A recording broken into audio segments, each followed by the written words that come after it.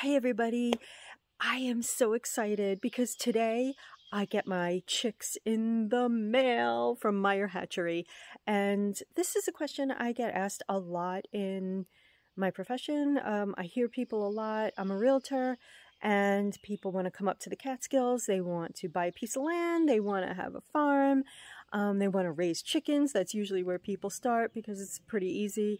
And they just don't know the basics. They don't know where to begin. So I'm going to try to take you through it from start to finish because I am getting chicks today. I thought this was a good opportunity to try to educate you and show you how I do it.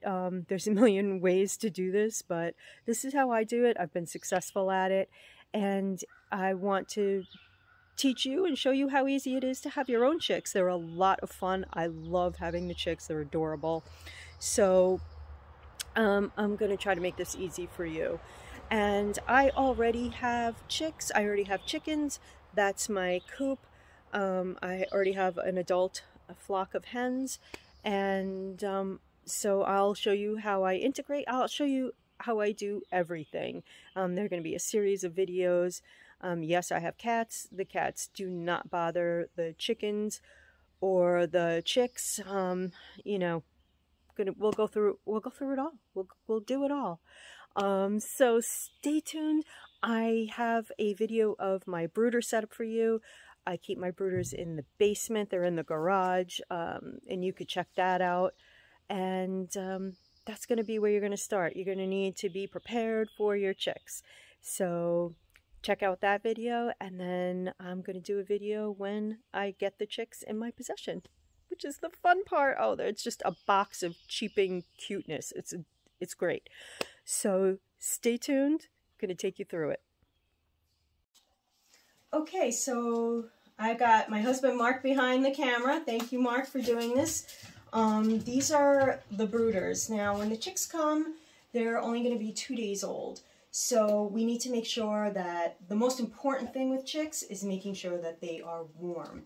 So in the brooders, I have 2 that are connected.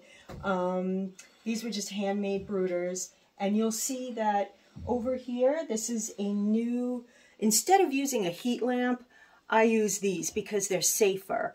They're heating plates. And what happens is the chicks will go underneath this. And you can raise them or lower them as needed as the chicks grow. So I have one warming plate here, and it has this cone-shaped top so that the chicks don't roost on them. You don't have to have that on because this side actually stays, you know, fairly comfortable, but they'll hang out on there and poop, and it's just to keep it clean. I've got a chick feeder over here, and I use non-medicated feeder, okay? So that's just your personal choice. I know I might get blasted for this, but I just don't think that I've never used medicated feeder. I use non-medicated feeder, but you can buy medicated chick starter or non-medicated. So in this brooder, I have the heating plate and the chick feeder, one chick feeder, and Mark's gonna come around here. And these brooders are connected. There's a little entryway, a little hallway here. Maybe he'll show you that if he can. And in this brooder, let's see, they can go in and out through here. They can run around. They have plenty of room in this brood, in these 2 brooders.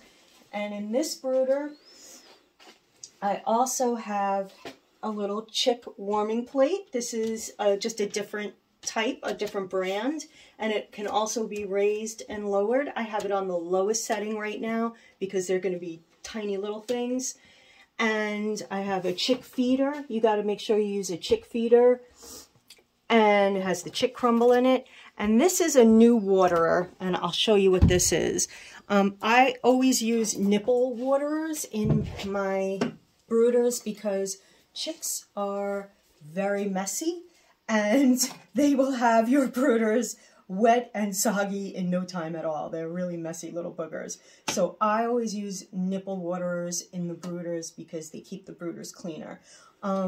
This is a chick feeder, and this is a type of nipple waterer. It has 2 sides of it, And what I have to train the chicks to do is tap on this, and you can see that there's water coming out.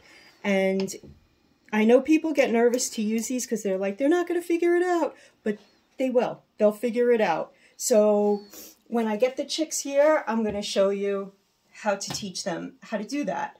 And it will keep your brooder much, much cleaner. I have this on a little block right now, just because I'm not sure how tall or how short they need to be, but it's filled with water and it's ready to go. Other things you'll need are shavings or some type of bedding. I use pine shavings, and I do have shredded paper in here. That is, you don't want to make the brooder flooring slippery at all, because chicks are prone to like a spraddle leg. They can slip, and then you have a hurt and injured chick, and nobody wants that. So use something that they can get their footing on. Shredded newspaper. Don't use anything super tiny because they'll peck at it, and you don't want them ingesting anything, you know, that they shouldn't be, and they'll try to do that. So we have roosting bars in these brooders, but they won't use those yet. They'll be sleeping underneath these little plated heaters. So other things you'll need, just shavings, a broom, a whisk, you know, the basic things, because they are messy and they get a little stinky, so you're going to want to clean the bedding, you know, as often as you need to. And I think that's it. So the brooders are set up for my chicks that are coming today, and I will take you through when they come. I go to pick them up at the post office. The chicks that I got are from Meyer Hatchery, and they're online. I'm getting 16 of them, and they were shipped yesterday, so the post office will call me when they come in, and they'll be in a box, a big cheaping box, and I will show you that when I get to the post office. So thanks for watching.